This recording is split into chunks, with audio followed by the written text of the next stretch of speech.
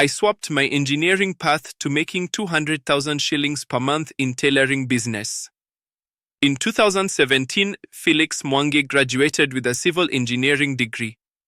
But as much as he tried, he could not get employment in the field of his study as he didn't have work experience every employee asked for. With no hope of gaining that as no one was offering any work placements, he had to find a way to make a buck. So he got into garment making. Today he owns and runs Menengainitas, which is slowly making its mark in the textile industry. What was the search for employment like? After my graduation, just like every other Kenyan youth, I tarmacked looking for employment without success. Nobody wanted to employ a fresh graduate. I felt so discouraged and wondered how Kenyan youth, especially those without skills and papers, could possibly hope for a job. I promised myself that one day I would be part of solving that problem. I resolved to offer opportunities to youth who felt they had no prospects. Why the garment business? Actually, I was not training my eyes on this sector as I was on a mission to look for capital to implement some business idea I had. I had earlier acquired a valid driving license and using that, I secured a job as a bus driver at Trendy Links Limited, a garments making factory in Nakuru. This is where my interest in tailoring started. I took that opportunity to learn one or two things about it. I also applied the entrepreneurship skills learnt alongside civil engineering to solve some of the problems in the factory, and eventually I was promoted to head of sales and marketing. I also got another job as a project manager at Kitui County Textiles Center, Kiketek. Did you raise enough capital? Yes.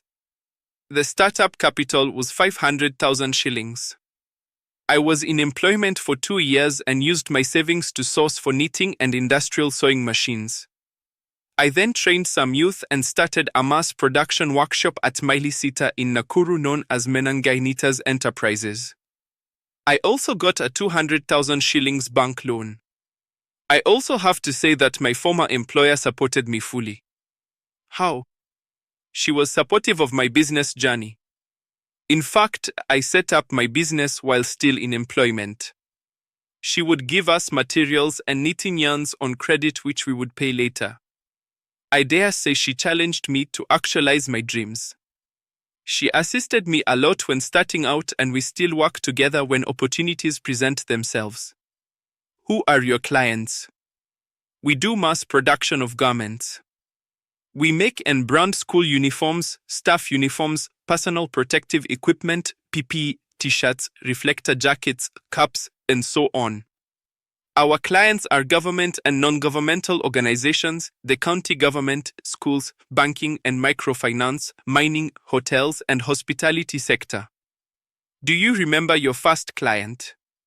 The first deal that I made a tangible profit was with Rohi Girls High School in Nakuru. I approached the director and although she doubted my capability to supply the whole school with school uniforms, she tried us and to date she is one of our biggest clients. The deal made around 150,000 shillings profit after subtracting expenses. Are there cartels that control the school uniform sector? Yes. This is one of the challenges in uniform business. You can stock a certain uniform with the aim of selling to a given school, stitch the school logo only for the school head working with the cartels to change the look of the logo and direct parents to specific shops to source uniforms from.